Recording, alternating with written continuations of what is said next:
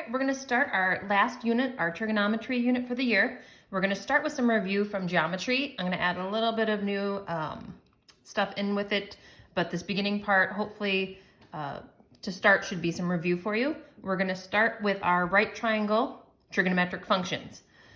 So we always have our right triangle and two acute angles that will make up the other two. So remember, you always have your hypotenuse opposite the right angle.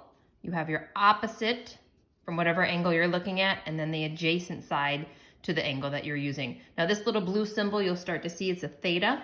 It's like a little, just a circle with a little kind of squiggle in the middle. And it's just used a lot in upper level math, that's theta, okay? So if you remember these three functions from geometry, we have our sine, our cosine, and our tangent. And so these are going to take the sides of the triangle and set them up in ratios. So remember, your sine will always be the opposite of that angle over the hypotenuse. And again, we simplify that down, opposite over hypotenuse usually. Cosine is going to be the adjacent over the hypotenuse.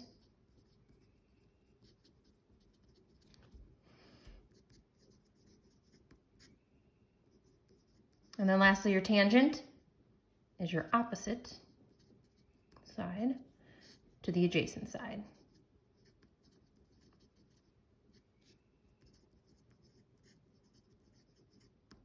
Okay, now these three are new. I know you probably didn't do them last year. These are what are known as the reciprocal functions. So the first one here is cosecant.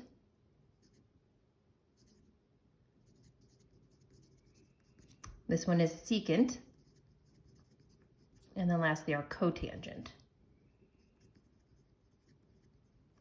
Okay, now what's nice is if you have the first three, these are easy because all they do is they take these and they flip them. They do the reciprocal of them. So they're the reciprocal functions. So instead of opposite over hypotenuse, this one's going to be the hypotenuse over the opposite side.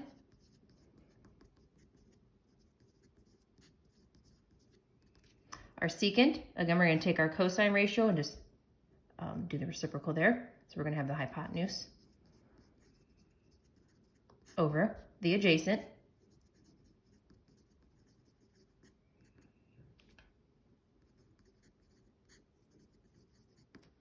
And cotangent, again, we'll flip adjacent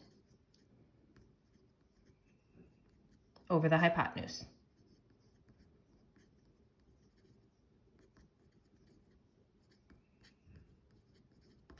Okay, so those are the 6 functions that we're going to be using when we are looking at our triangle. We're going to just start by setting up those ratios. So practicing doing that to start.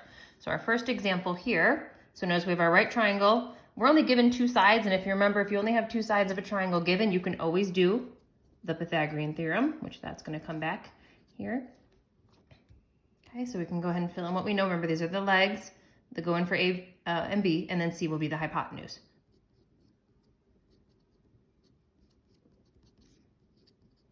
Okay, so here's your setup, 49, and that's going to give you 625 when you square them and add them together. And then we're going to take our square root. Now don't forget, for this square root, you don't do the plus and minus because you're talking about a side length, so we only need the positive value for C. And there's your hypotenuse. So again, we're looking at theta, and I always like to identify the sides I have. So I go across. So 24 is the opposite, and then connecting the side to the hypotenuse with it, that's going to be your adjacent. Okay, so once you have that, you can start to set up your ratio. And again, you just want to reference what you have up on top. So sine is going to be the opposite over hypotenuse. Cosine, adjacent over hypotenuse. And then tangent, opposite over adjacent. Once you have those 3, then the other ones are pretty easy because you just need to take them and flip them. There's your reciprocal for each one. Okay, so again, Pythagorean theorem for a missing piece, and then you can set up your ratios from that. Okay, all right, and then the last example we're going to do is if you have a right triangle. You have an acute angle is given. We know the sine for that angle is 5/6. Then we're gonna find the other ones here. I'm just gonna fill in, we know sine, so I'm gonna add that one, okay? So what you wanna do is make a right triangle, draw a little picture if you need it. Okay, label your theta. So we know that we have 5/6, and when you think about sine, again, since it's the sine, we have the opposite over the hypotenuse. So I can fill those in. So opposite theta would be 5, and my hypotenuse is 6. So there's the missing side. Do your Pythagorean theorem.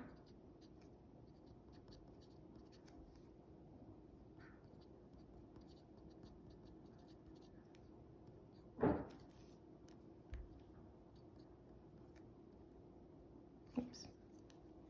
Oh, that's right. So then we take our square root. Now this one, 11. We're going to leave under that radical. Can't simplify that any further. So once we have that,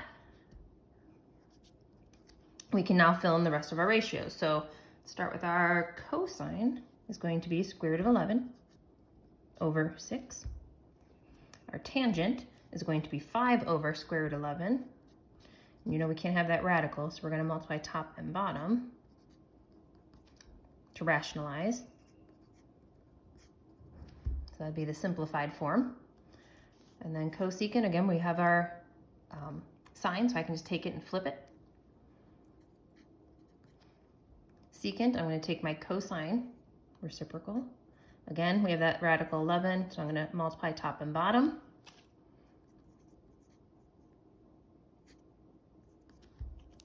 And then lastly, our tangent. I'm going to go back to the original one here. I don't want to use this one because I rationalize that. So we always go back to that first one, you're right. It's going to be square root of 11/5.